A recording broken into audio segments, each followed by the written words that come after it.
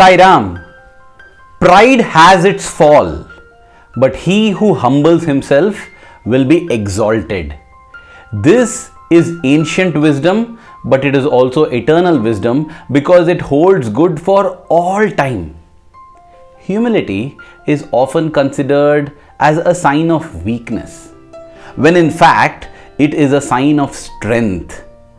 Beware of a humble man because he is backed by the power and love of God Himself.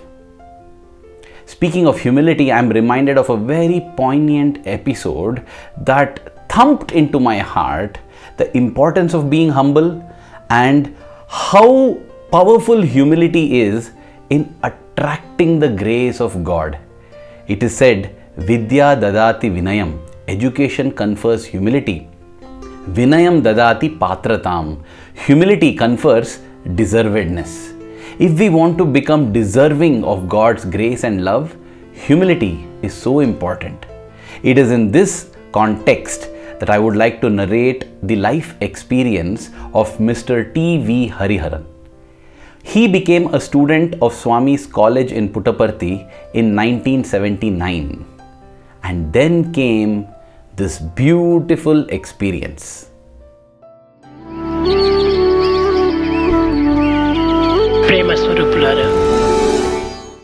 These were the early days of the college, and therefore there was no impressive administrative block that is there on the top of the hill today, nor was there a college building.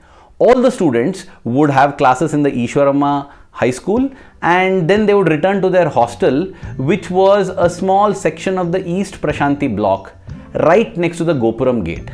Though there were many practical difficulties, nobody cared because they were so close to their Swami, their beloved Bhagwan, whose mandir was right across, right next to the residence of Swami they were staying.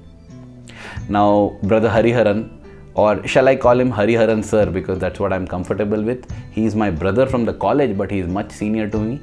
So Hariharan sir at that point in time was a newcomer, and one day he saw that all the students who were sitting in the mandir got up and began to run out of the mandir.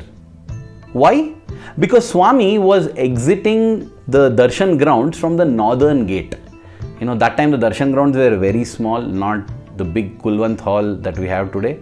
So Swami was exiting from there, and everyone was telling Swami is coming to the hostel. So a surprise visit to the hostel, which was just 50 meters away from the northern gate. All the boys ran out of the eastern gate and they rushed to the hostel. They had to clean it up, right?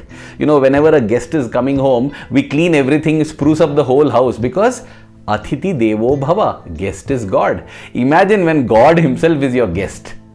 Swami also gave them so much time. He began to walk slowly, talking to some devotees here and there, in the corner of the eye, looking how the boys are running and doing everything, so that within 15-20 minutes when he entered the hostel, everything was pick and span, perfect. So Swami went all around all the 3 floors, blessing all the new students, talking to everyone. In the end, Swami asked, Ikkada talent emi leda? Meaning, are there no new talents now? One of the teachers, Mr. Anup Jhalani, he pointed out to Hariharan sir and said, Swami, this boy is very talented. He plays the violin. Do you play the violin? Yes, Swami. That's what he said. But in his mind, he was thinking, Swami, I just don't play the violin.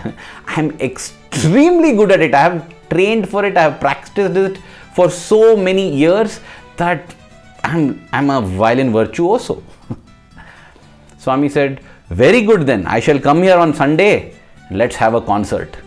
And then Swami left.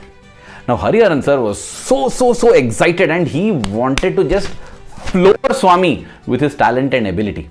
His favorite raga was the Abhogi raga, and therefore he practiced one varnam in that raga. He practiced it so much. He already was very good at it, but he practiced it so that he can floor Swami. Soon the Sunday came, a temporary stage was set up, and Hariharan sir took center stage along with the other accompanying students who were playing other instruments. And as Swami sat, he began with a bang. It came out so perfectly, the notes flowed effortlessly, and he could see that everyone in the audience was impressed, especially Swami. And he felt thrilled. He said, see, Swami, this is such a treat for you because I am no ordinary violinist. I am a violin virtuoso. And seeing Swami's appreciative gestures, he began to play it faster and faster and more complex and complicated notes. And then to his delight, Swami joined him. Swami began to hum along with his playing. And then Swami began to sing the notes as well. Wow, what greater joy do you want? But then, when he was playing at his zenith, Swami decided to take it one notch higher. Swami now began to sing what in musical circles is known as Kalpana Swaram. Kalpana Swaram are highly complex, complicated, intricate calculations are needed to sing these notes, and as the name itself indicates, Kalpana means from your creativity and Swaram are the notes. So Swami from his own creativity, universe, no dearth of creativity there. Kalpana Swaram can be sung only by those who have been living music, drinking music, eating music, breathing music, sleeping music for years, and they have become such a hollow flute that music, the goddess of music, the god of music flows through them, and that is why Kalpana Swaram comes. And here Swami is singing Kalpana Swaram, and the two in such pace that Hariharan sir is unable to keep pace on his violin. In the end, it ended with a bang because of Swami. And Hariharan sir put on his violin and bowed to Swami. Swami said, you play well. Yes, you play well. And then Swami said, play something else. Now Hariharan sir didn't have the guts to play anything. What he is very good at, his favorite, what he has practiced for so long, Swami has beaten him at that. What will he play to impress God? Swami said, play some Tyagaraja Kritis. And thus, he played some compositions of Tyagaraja, at the end of which Swami applauded, Swami got up and then came to him and Swami said, see, who is the person who composed these? Swami, Tyagaraja. No, Tyagaraja did not compose these. He just had conversations with his Lord. He was conversing with the Lord. He was a conversationalist, not a composer. Whatever he conversed became a composition. Because remember, raga, melody, not important. Tala, rhythm, beat, not important. Swara, notes, not important.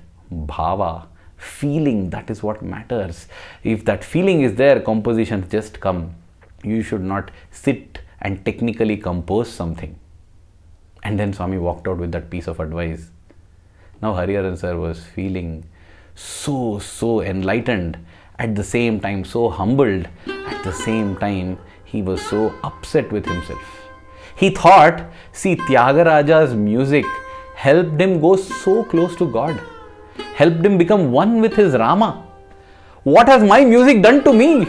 My music is pulling me away from Sai Rama. It is pulling me towards ego.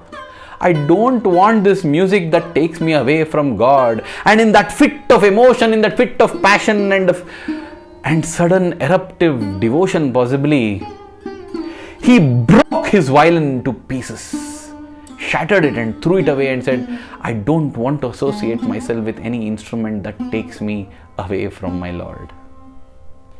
That was what happened in the September or October of 1979.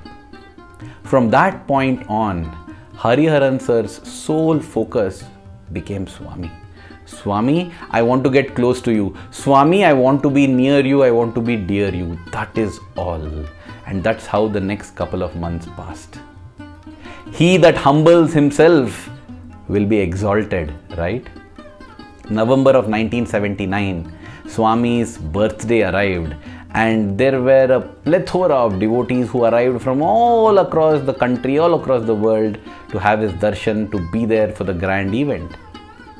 One among the devotees who had arrived was also Bharat Ratna MS Subbulakshmi.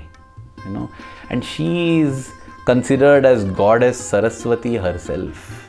When she has sung, she has evoked devotion in millions and millions of hearts across the world. And she has naturally won Swami's heart, and Swami had won her heart. She had come. So Swami looked at her and said, will you sing for my birthday? She said, Swami, there can be no greater privilege.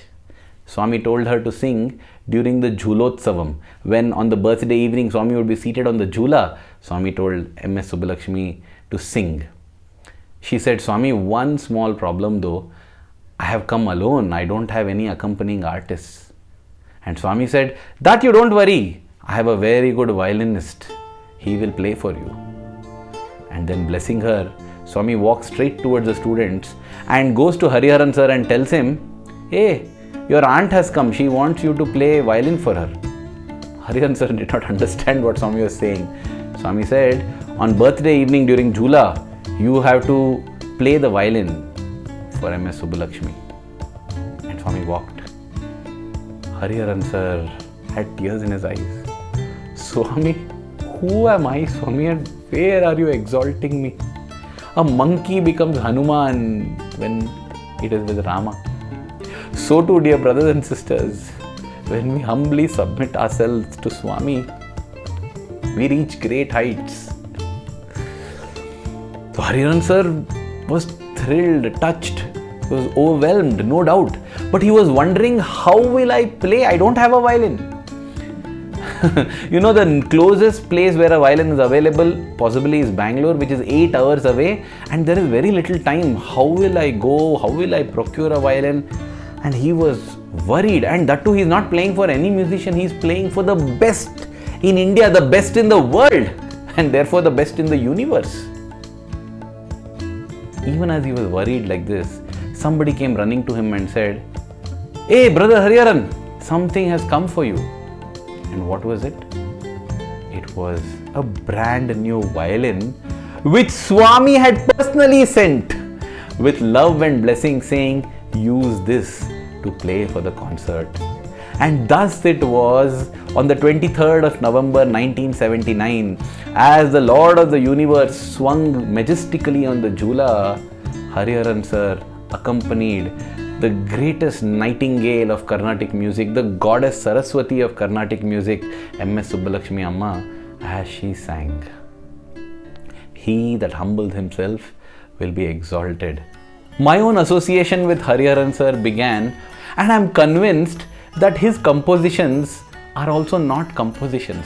They are his conversations with God. Anandamaya Bhagavan, He Premamaya Bhagavan. Humility is the greatest force in the universe, because when we are humble, we are backed by the love of God. This humility comes from the recognition that we are nothing but hollow instruments in the hands of the Lord. Dear Swami, may we always remember the truth, and may we always be humble. May the love that we have for you in our hearts keep growing stronger every passing moment. Thank you. Jai Sai Ram.